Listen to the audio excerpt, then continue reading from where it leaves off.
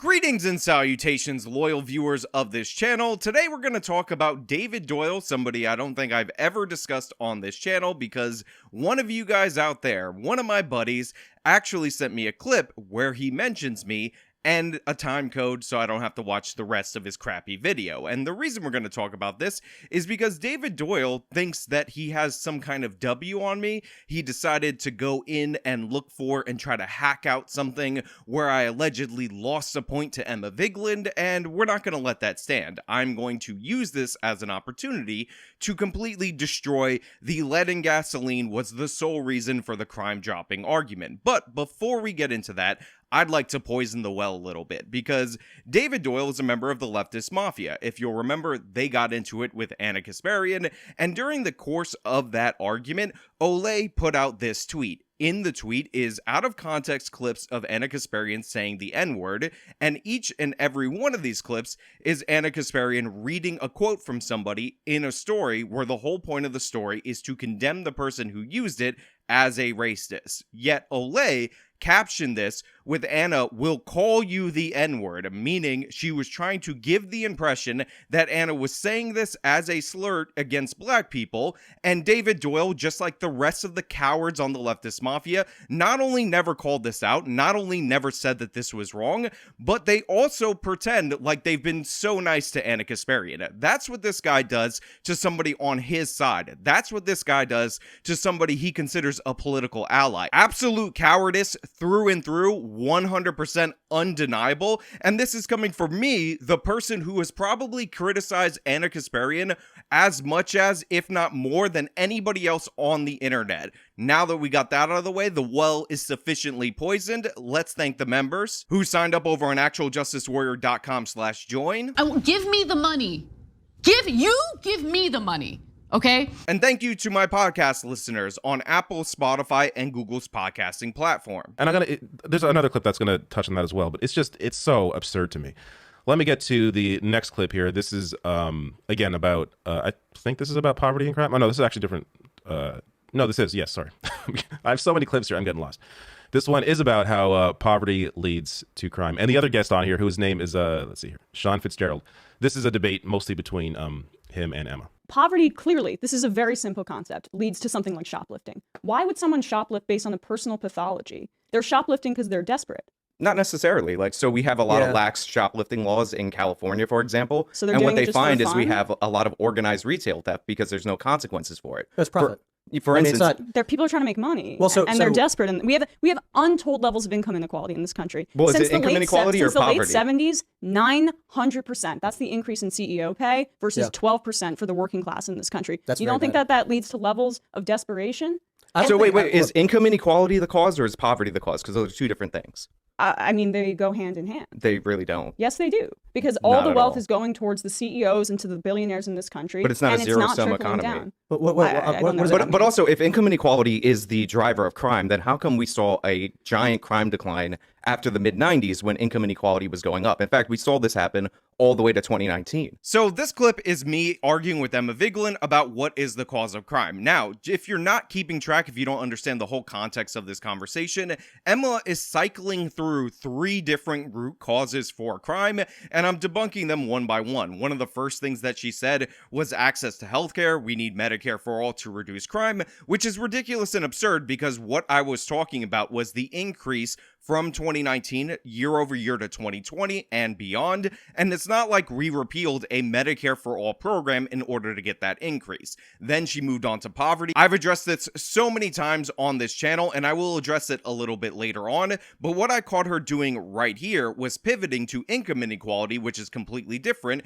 which is something that conceptually Emma seems completely incapable of understanding. So wait, is income inequality the cause or is poverty the cause? Because those are two different things. I mean, they go hand in hand. They really don't. Yes, they do. Because all the wealth is going towards the CEOs and to the billionaires in this country. But it's not a zero-sum economy. Down. But what does it mean? But also, if income inequality is the driver of crime, then how come we saw a giant crime decline after the mid-90s when income inequality was going up? In fact, we saw this happen all the way to 2019. Can you repeat that? We had a giant crime decline from around 1995, 1996 nationwide from all the way to 2019 while income inequality was rising during that period of time. Right. So why would that occur if income inequality is driving crime? I mean, I'm not exactly sure, you're the expert, but I do know that you're saying that there was an increase in crime in 2021 and 2022, Well, and it doesn't matter now I don't know that if it's you can see going back this. down to 2023 levels. Now, I will point out that I never ever got an answer to the question that I asked. I will point out that I said it twice to Emma Vigeland, and she pivoted off to some random 2023 talking point. So I'm going to state it right here for anybody to address it, anybody to come out and say it, because it needs to be answered if you're going to make the case that income inequality is driving crime. During the 1990s, we saw the greatest crime decrease in American history. At the same time, we saw some of the largest expansion of income inequality in the history of America. If income inequality is what is driving crime, then why is income inequality going up at the same time that the greatest crime decline happened in American history? All right, I'm not even sure why this guy is debating this point, because he appears to later on acknowledge, after Emma brings it up, that lead in gasoline led to a massive crime spike. And then when that was taken out, it dropped. So that's what caused that drop in crime in the 90s, despite the increasing levels of income inequality. So David Doyle right here, I don't know if he's dumb, I don't know if he's misremembering, I don't know if he's being disingenuous, but what he's saying is completely inaccurate. I did not acknowledge, nor did I concede, that the lead in gasoline was the sole contributor to the rise of crime or the most prominent reason for the rise of crime. I specifically said it played a role, and then I specifically went on to add that public policy is a huge impact of it. Don't believe me? I have the clip right on hand. The lead would play a role because it was in gasoline, so it was in Right, the it's air air. Yeah, everywhere. so it's And we impacting know everyone. it depresses brain function and things like that. True, Yeah. but I think public policy has a huge impact as well because again, we saw a dramatic crime. This crime wave started in the 1960s, right? And this is when we started embracing this idea that poverty was the root cause of crime, that this was more the realm of the social workers, all things that sound really familiar to today. And from 1960 all the way to 1979, the incarceration rate, even though in raw numbers it was rising, was dropping per capita. So we saw this crime increase, and what you would end up getting in 1979 for murder on average was something like 5 years. For rape, it was something like 3.4 years. And obviously, like, this created a problem because we just weren't prosecuting people. This is why we ended up going with a mass incarceration solution, which, by the way, did work. And all these other policies to get tough on crime. You laugh, but you're definitely... So right here, David Doyle says, oh, they removed lead from gasoline. He said, I conceded this point, but again, I said it played a role. And by the way, if you want more information on that, if you haven't heard about that, there's a lot of resources on it. Just look up gasoline, lead, crime, and you'll find a lot. I'll link to this below in case you want to read more about it. From Vox here, they have a whole graph showing the connection between lead and crime and the drop and the increase, all that stuff. And then he's like, oh, it's completely proven out by this Vox article. Here's this chart right here. Very nice of you, David, to look up the article for me and pull up this chart. And he says you could just read about it, and he tries to move along from it. But the thing is, I don't like to do that. I don't like to move along with this because when you look at this chart on its face, you could already tell that the connection between lead levels and crime isn't actually present there. So let's get into it. So when you look at this chart on its face, initially it looks like a strong correlation. We have three different lines, which are the USA average preschool blood level. Then we have the violent crime rate according to Nevin, which covers 1960 to 1998. Then we have the violent crime rate post that, which is 1998 to 2013. Now, these are the preschool lead levels, and you need to understand with the years on the bottom that they're actually doing a 23-year lag. Now, this 23-year lag is the first red flag in this specific chart because they're doing the lag to see what these children grow up to be. And essentially, they're trying to say that the lead levels in youth exposure impacted them in some way, IQ points, some kind of brain damage, chemical imbalance, whatever you want to say. And by the time they become peak offenders, that's when the impact is seen. And there you have the clean correlation, specifically in the middle of the chart. But the thing is, your preschool age is age 3 or age 4, and if you tack on 23 years, you get age 26 to age 27. This is not your peak offending years. It is actually beyond your peak offending years, which are age 15, 16 to 24, maybe 25. So already I'm looking at this chart and I can see them doing statistical manipulations to get to the conclusion where they want this chart to line up. That is a big red flag to me. You would want to look at a 10, maybe 15-year time lapse to get these preschoolers in the heart of their peak offending years in order to track violent crime appropriately. So again, not really that accurate. On top of that, you notice the big separation at the end there. It stops tracking completely, but this on its own doesn't necessarily mean that there is no correlation or that removing lead wasn't a net good for crime. It could be true that removing lead does reduce crime, but once you get to a certain point where lead is at low enough levels in people's bodies, removing it or reducing it beyond that point isn't actually effective. So what you end up having is a diminishing return situation, or as we talked about on this channel multiple different times, marginal utility. This is one of the reasons why I said I think it plays a role. However, it does not explain entirely or in large part the gap. And by the way, if you want more information on that, if you haven't heard about that, there's a lot of resources on it. Just look up gasoline, lead, crime, and you'll find a lot. I'll link to this below in case you want to read more about it. From Vox here, they have a whole graph showing the connection between lead and crime and the drop and the increase, all that stuff. Now, the way that David Doyle presents this is that this chart proves it. Obviously, you can see the correlation. Ignore the clear and obvious separation at the end there. But if you read the Vox article, you'll get the explanation. It's out there for you to look up, so don't worry about it. It's right there. But the thing is, David, I know for a fact that you didn't read this Vox article. I know for a fact that you didn't look into it because all of my criticisms come from the Vox article. Right underneath this specific chart, maybe where you stopped reading this, there are the critiques that prove that this theory is not as strong as people think it is. Let me read from just underneath the chart in the Vox article. The case against. The lead theory has the same problem as the abortion theory. In the 1990s, even people who had been exposed to lead as children started committing fewer crimes, albeit not to the same extent as their younger cohorts. That indicates while reduced lead exposure may have been a factor, even a big one, it may not explain the entire crime drop. Now, what was it I said on the show? What was it that I responded to Emma putting forward this theory with? The lead would play a role because it was in gasoline, so it was in Right, the it's air air. everywhere. Yeah, so it's And impacting we know everyone. it depresses brain function and things like that. True, Yeah. but I think public policy has a huge impact as well. Yeah, that's right. It played a role. The reason I said that is because this is the expert opinion. But there is more, again, from this Vox article, the very next paragraph that David Doyle didn't bother to read. One study published in the Journal of Quantitative Criminology also found the correlation between lead and crime seems to be based on faulty data from the FBI's Uniform Crime Report, which collects reports from police departments around the country.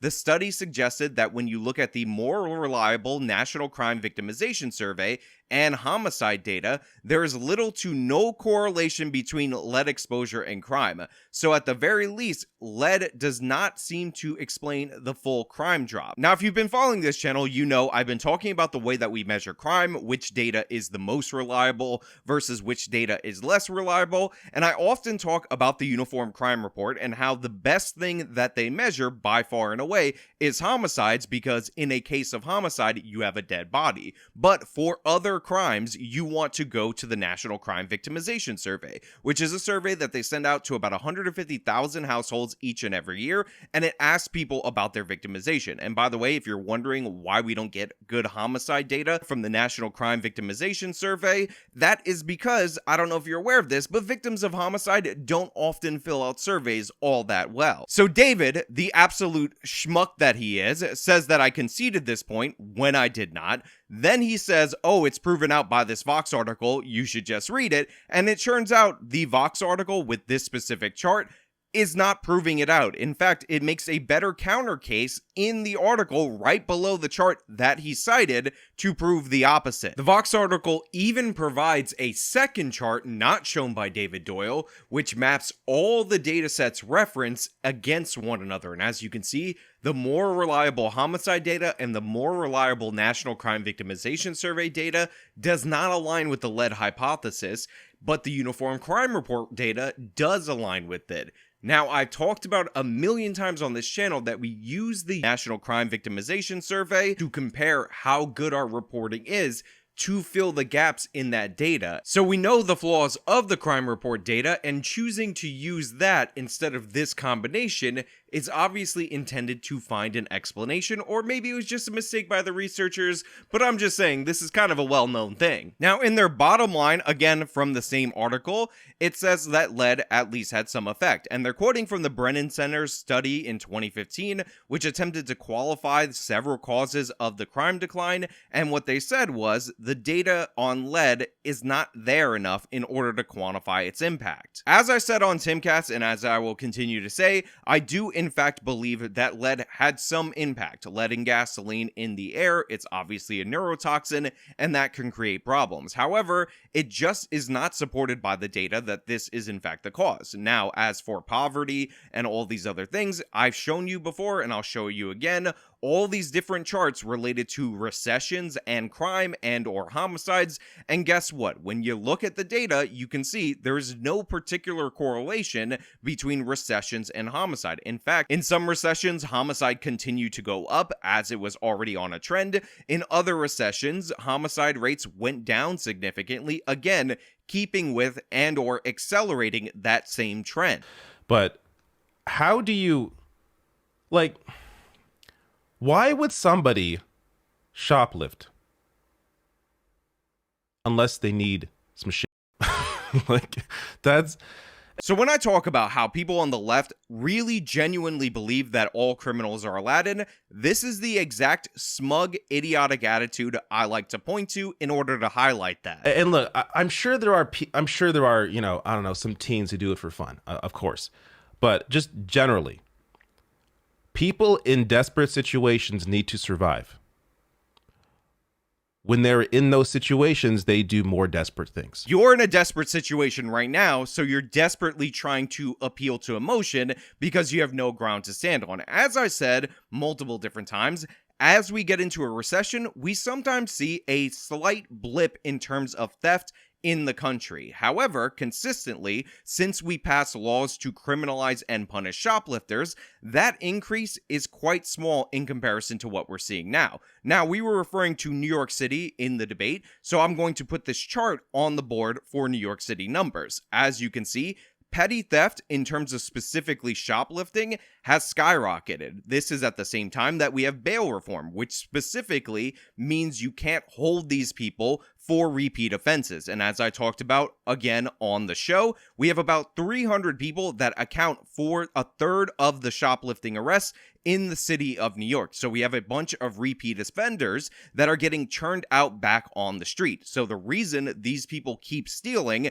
is not because they're desperate Aladdins in need of help. It's because they want money and there's no consequences for that theft. If you're desperate, go on welfare. If you're desperate, go to the various number of government services, or I know this might sound crazy to David Doyle, get a job and earn money. Your desperation does not give you the right to steal. Now, we also talk about on this channel about how this kind of specific theft is up in areas specifically where you have lax policies around this. In New Jersey, where they actually can assess your dangerousness, they passed a law that allowed like a computer model in order to give the judge a score so that they can hold people on bond or without bond based on their behavior. They have not seen the same giant increase in theft that the city of New York has had. The city's latest figure shows a 44% rise in shoplifting across the 5 boroughs in just the past year. We're not seeing any real material change in New Jersey in terms of retail theft. It's all in the city. All in the city. All in the city. And by the way, this chart ends in 2022. We're up an additional 44% this year, according to the numbers. Is there more desperation now than before? How come we've never seen anything like this in the statistics? How come during the Great Recession, which, by the way, disproportionately impacted blacks and Hispanics, overwhelmingly the greatest recession in the history of this country since the Great Depression, we saw nowhere near this elevation in terms of crime, in terms of retail theft specifically. Now, to be clear, while we did see a small increase in theft-related offenses after the Great Recession, crime overall continually went down. The greatest recession since the Great Depression, and crime went down as was the normal trend. In fact, you can find articles trying to describe and explain the crime wave that all the David Doyle types predicted that never actually came to fruition. The reason why is because we still prosecuted them. We didn't have raised the age, which makes it nearly impossible for us to prosecute youthful offenders. We went over the numbers for raise the age. I will put the chart up on screen. 16-year-olds prior to raise the age were rearrested for regular crimes about 38% of the time. That jumped up to 49% of the time. The percentage of 16-year-olds rearrested for felony was at 25.7%. That jumped up to 35.1%. And the percentage arrested for violent felonies went from 17.7% to 27.2%. Now, we also have less is more. Now, what used to happen when you got arrested for one of these petty crimes is typically you would be put on some form of probation, or if you were locked up and released, you would be put on parole. There would be conditions of that. One of those conditions would be not being able to commit another crime and not getting rearrested. Otherwise, you'd have your probation or parole violated. Well, guess what? That's incredibly difficult to do statewide in New York. So we have added in a bunch of different factors that lessen the consequences for retail theft, and unsurprisingly, we have an explosion in retail theft. And by the way, you know who's into the retail theft game now? Organized crime. What we're seeing now is an overrepresentation in organized crime in this, and this is because they're low-level soldiers that are going out and committing these thefts know that there's not going to be any consequences for it. If you help those people to not be in desperate situations, guess what? There's less of a chance of them doing things like shoplifting. This is obvious. Why are we debating this? Even Tim Pool there, he's sitting back in this conversation because he knows Emma's right. Now again, he's proposing this welfarism that we should do in order to solve this. This is exactly the attitude I was highlighting when I talked about the 1960s, where the dominant ideology in the criminal justice system was penal welfarism. The lead would play a role because it was in gasoline, so it was in Right, the air. everywhere. Yeah, so it's And we know impacting everyone. it depresses brain function and things like that. True. Yeah. But I think public policy has a huge impact as well, because again, we saw a dramatic crime. This crime wave started in the 1960s, right? And this is when we started embracing this idea that poverty was the root cause of crime, that this was more the realm of the social workers, all things that sound really familiar to today. And from 1960 all the way to 1979, the incarceration rate, even though in raw numbers it was rising, was dropping per capita. Criminals are committing crimes not because they're violating the rules of our society and they need to be punished and there's lax consequences. They're doing it because they're desperate and we just need to help them with welfare spending. David, why don't you explain to me exactly why the war on poverty, trillions of dollars being spent on trying to alleviate it, the poverty rate going down during that same period of time, was the start of the crime wave, not the end of the crime wave. These policies do not work, and they also fall under two different fallacies that I've also addressed before. First and foremost, the idea that if you are desperate, therefore we should remove consequences for you because that desperation somehow excuses you from committing crimes, is ridiculous and absurd in every possible way. In fact, the reverse is true and should be instituted into policy. If you have something that predisposes you to commit crimes and the regular deterrents out there are not enough to stop you from doing that, then you need a stronger disincentive in order to counterbalance that incentive. What essentially David Doyle is arguing for is if we know somebody is a serial rapist, we should take into account that honestly he's going through some things internally and release him early from prison, even though we know for a fact that that person will go out and commit another rape again. It doesn't seem to make sense when I talk about it in that kind of way, or we talk about a serial killer thing. nothing. Well, he has an underlying condition, some kind of mental illness. Honestly, what we should do is go softer on this person. Ted Bundy killed a bunch of people, and treat that underlying condition. Sounds pretty stupid when you say it related to another crime. Well, it's just as stupid when you're talking about it in terms of retail theft. We should stop releasing these people. Again, if we arrest and hold 327 people, a third of the retail thefts are gone. They're gone. They're out of here. That's it. You solved the problem. Taken care of. Put them in jail. All of a sudden, everything's all good. On top of that, these people are driving the city into poverty. When they put these stores out of business, the people who work at those stores, guess what? They lose their jobs. The people who shop at those stores, if they stay in business, they pay increased prices. The insurance premiums to operate a business in those areas go up. That affects everybody. Small business owners in the area. Investment dries up in the area. What we're watching is a buffoon trying to advocate for the poor while setting up a set of policies that by far and away are the greatest way to drive people into poverty that we know of. If you help those people to not be in desperate situations, guess what? There's less of a chance of them doing things like shoplifting. This is obvious. Why are we debating this? Even Tim Pool there, he's sitting back in this conversation because he knows Emma's right. The other fallacy being put forward by the Rational National, by David Doyle, this complete and utter buffoon, is called the root cause fallacy. And this is the idea that even if you properly identify a root cause accurately, which by the way, he did not, I've proven this false over and over again, that therefore the most effective way to treat the problem is to address that root cause. And the analogy I always like to go to is earthquakes. We know for a fact that the earthquakes are being caused by shifting tectonic plates. But if I were to give you $10 billion to deal with the issue of earthquakes, you probably wouldn't spend all of that money on trying to control tectonic plates moving beneath our feet. It's far more efficient for you to spend that money addressing the symptoms, which is earthquaking buildings, so that people don't get injured. That's what we care about. So the question that you should ask yourself, the question you really need to consider if you're actually trying to address the problem of retail theft in New York City is, should you hold the 327 people that are responsible for a third of all the shoplifting in the city, incapacitate them so that they do not reoffend again? Or should you set up a Medicare for all system at a national level in the hopes that that will downstream impact those 327 people?